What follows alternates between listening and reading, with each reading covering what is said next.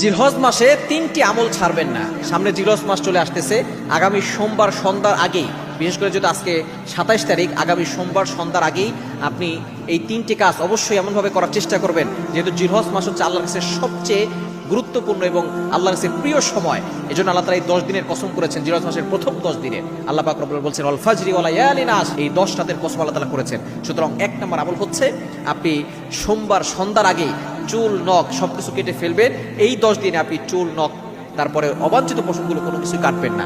যারা কোরবানি দিবেন তারাও কাটবেন না, যারা কোরবানি দিবেন না তারাও কাটবেন না, কারণ এটা করলে আল্লাহ পাক রব্বুল আলামিন কোরবানি দেওয়ার সওয়াব আপনার আমলনামায় দিয়ে দিবেন, হজের সবার সওয়াব আপনার আমলনামায় দিয়ে দিবেন। 1 নম্বর আমল হচ্ছে এটা। 2 নম্বর আমল হচ্ছে আপনি রোজা রাখবেন, বিশেষ করে 1 থেকে 9 তারিখ পর্যন্ত রোজা রাখবেন। জিলহজ মাসের 9 তারিখ আরাফার দিনে রোজা রাখার চেষ্টা করবেন, কারণ এই দিনটা হচ্ছে শ্রেষ্ঠ দিন। এই দিনে যে রোজা রাখে আল্লাহ পাক রব্বুল আলামিন তার আগের 1 বছর এবং পরের 1 বছরের গুনাহ আল্লাহ তাআলা ক্ষমা করে দেন। সিয়ামু ইয়াউমি আরাফা,